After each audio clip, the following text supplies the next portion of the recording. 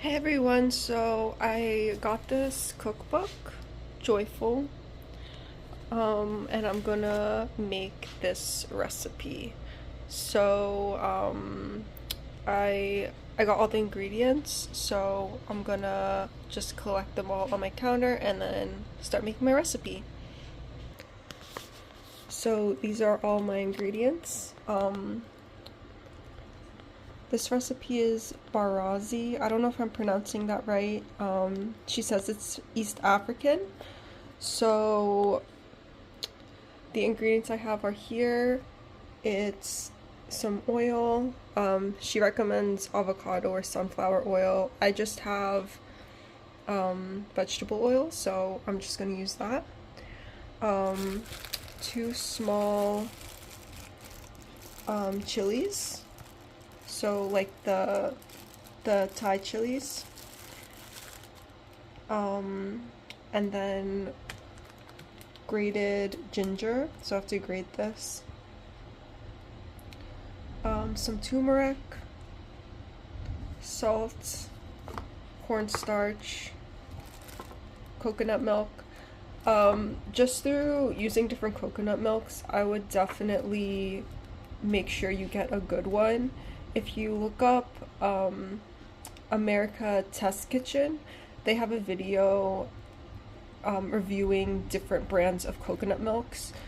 So I would definitely pick a good one because I've made recipes with coconut milks that were watery and it does not taste good. It will ruin the whole recipe, so definitely get a good coconut milk. It's really, really important. Yeah, so I got this one. I've used it before in like a pumpkin pie. It worked really well. So I usually get this brand. And excuse me. And she also uses this in quite a few of her recipes. It's called asafoetida. And I had a really hard time finding this in the Indian grocery store because it also goes by hing powder. And the two brands that they had asafoetida in really small type like this. So I was like looking for 20 minutes for this stuff.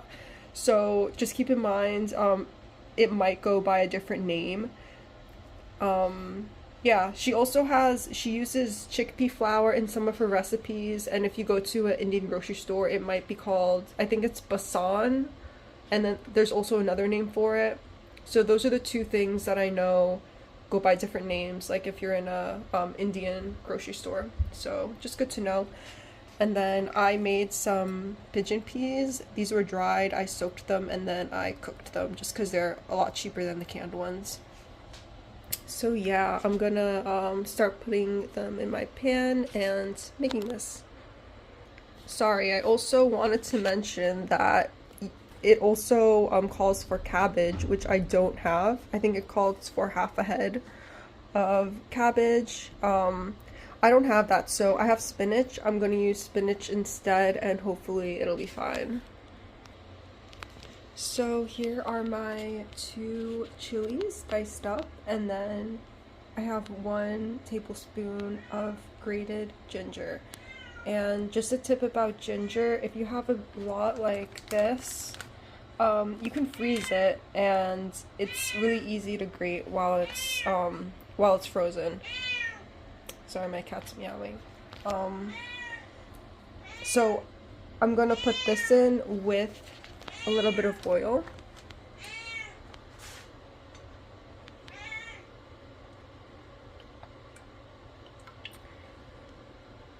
A little bit more. Okay.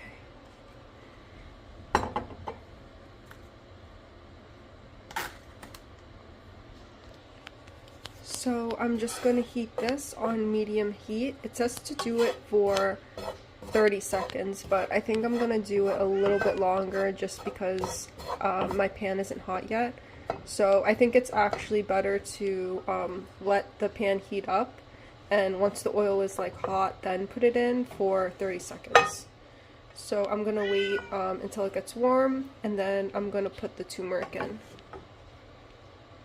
So this is sizzling and it's starting to be fragrant, which is when you want to put in the turmeric and also the cabbage. If you have the cabbage, I'm not gonna do the cabbage because I don't have it. I'm gonna add some spinach later, just because spinach doesn't take that long to cook. Um, so the turmeric is just a teaspoon of turmeric.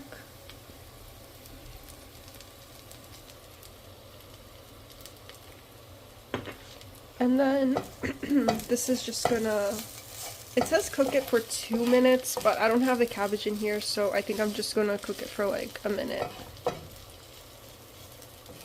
Also, something interesting about the book is that she doesn't use any onions or garlic, so that was kind of like surprising to me, because she uses a lot of, I think it's Ayurvedic,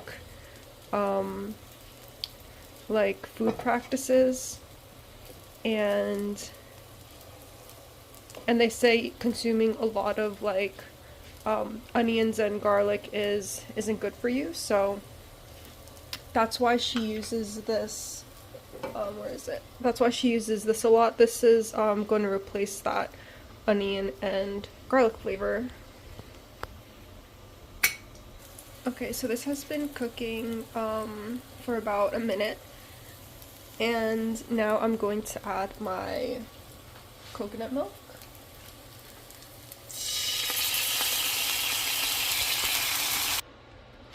Okay, so I put in the coconut milk, the pigeon peas, the salt, and the asafotida.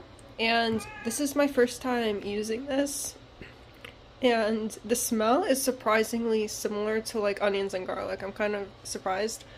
So I'm really interested to see how it's gonna taste. And this one is gonna cook for, this is gonna cook for 15 minutes.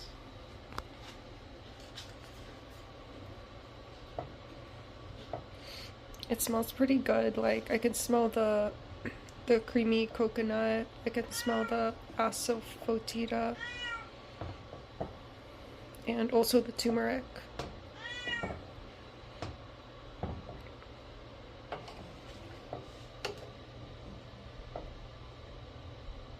Okay, so I'm just going to let this simmer for 15 minutes.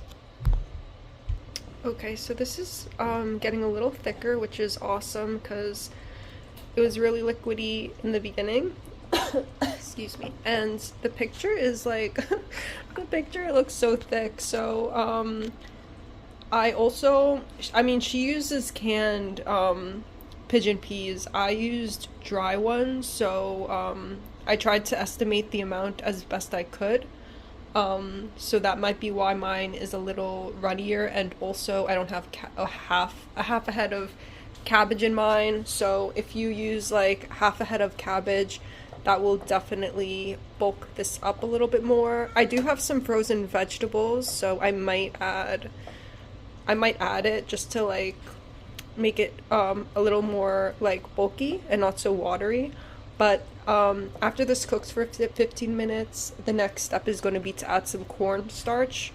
It's half a table of cornstarch mixed with a little bit of water, and that'll also help thicken it up. I also wanted to mention, just because there's a lot of Indian recipes and Indian inspired recipes in the book, so this was my first time shopping at an Indian grocery store. I went to one near me. It's called Patel Brothers. They're on the East Coast. I don't know if it's like if they're everywhere, but they have a few locations on the East Coast. If you live by New York or anything like that. So New York, New Jersey.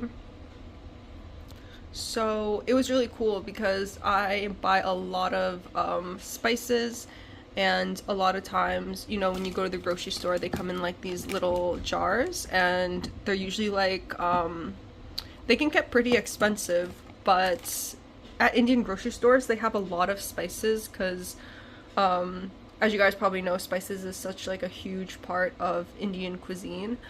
And they sell them in like these bags, these big bags, and they're so affordable. So I make chili all the time. I love making chili. I go through so much chili powder, and they had this huge bag, and they also had an even bigger bag. And so I just looked at my receipt, and this huge bag of chili powder was $3.99, which I don't know where you guys live, but usually I feel like I usually pay more than that for like one of these little bottles. I usually get, I think it's in here somewhere. I use so much chili powder. Yeah.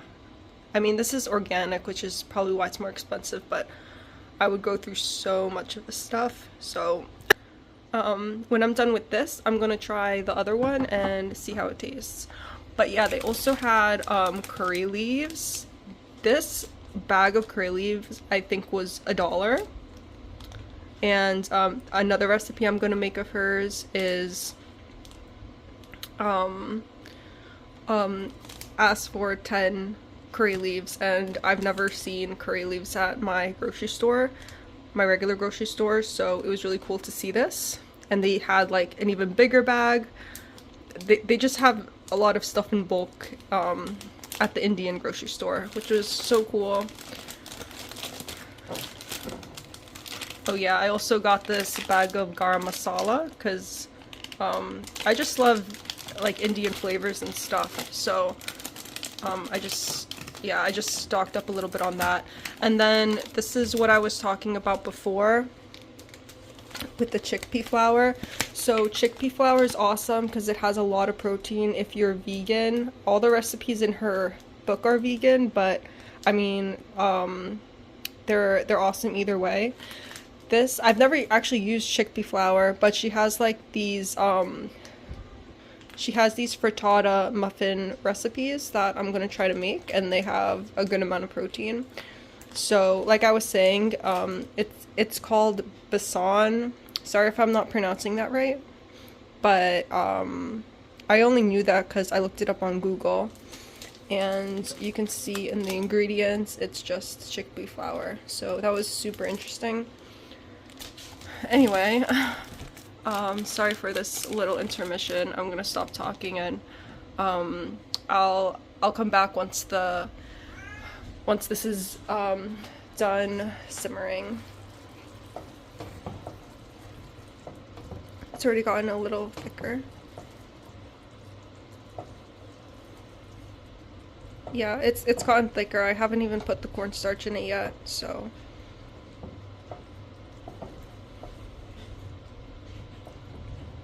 And this has like 5 more minutes to go, so I'll meet you back once this is done to put the cornstarch in, and also the lemon.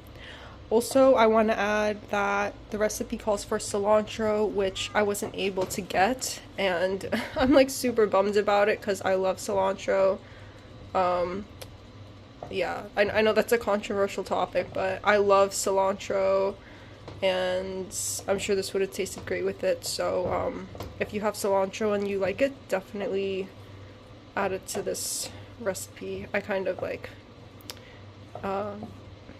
missed my opportunity on that, but that's okay. Okay, so we are back. I put the spinach inside, and it has, look how thick it's gotten, and I haven't even put the cornstarch in yet, so it's going to get even thicker, which is awesome because I'm always worried like when I make stuff like this it's going to be too watery. Okay, so I'm going to add the cornstarch. Okay, so this is my cornstarch mixed with water. And there we go. It should thicken up a bit as the cornstarch heats up.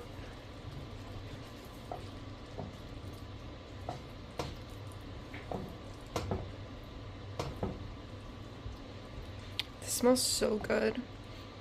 It kind of smells like a coconutty, not necessarily a curry, but like a coconutty stew. I don't know how to describe it, but yeah, it smells really good.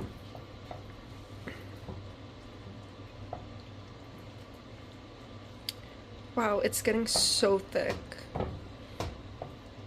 Sorry, I keep saying that. It just makes me feel like I'm doing something right.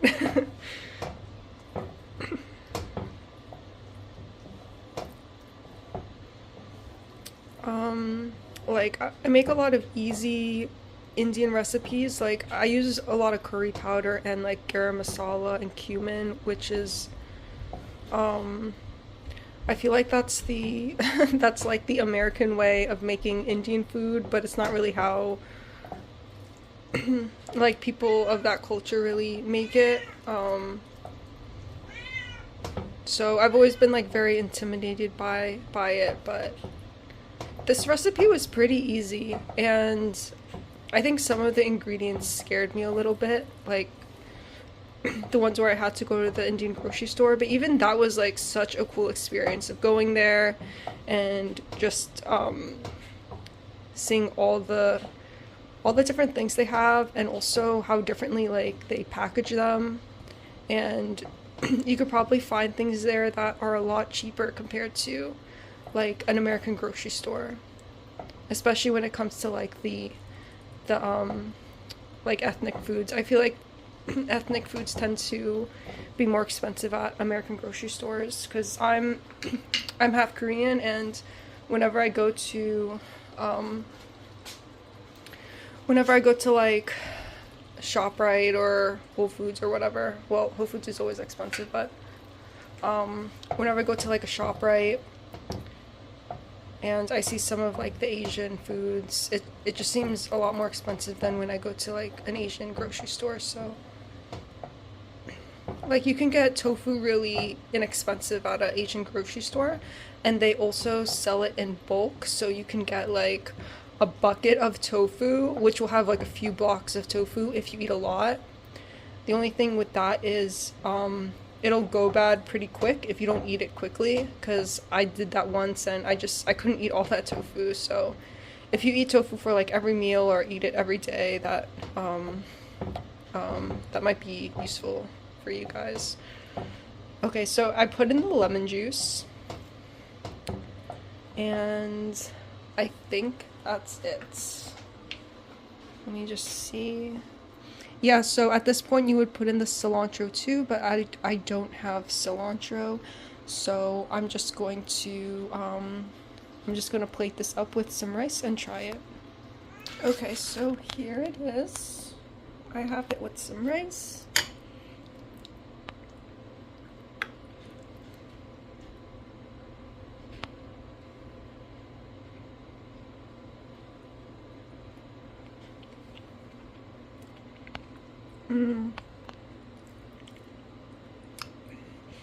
So the main flavors I'm tasting is the coconut, the lemon. I feel like there's something else I'm tasting. It's really creamy. And it's more of like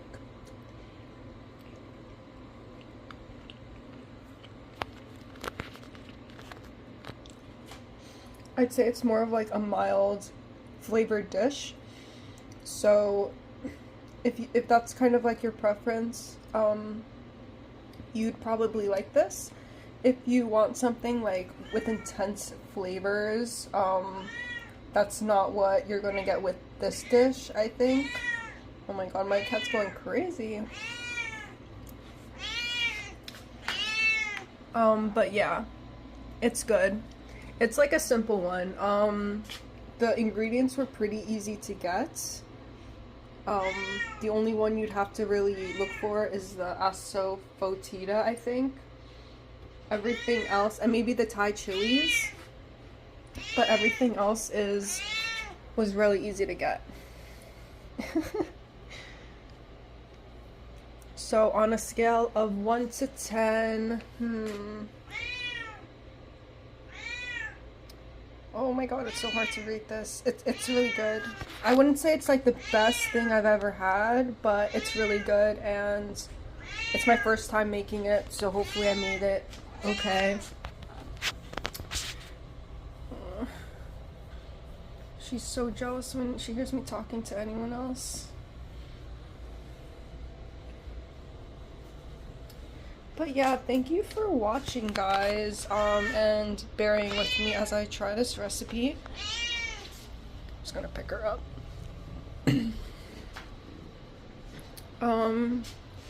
Yeah, I'm gonna try some more recipes from this book for sure. I love all the values she talks about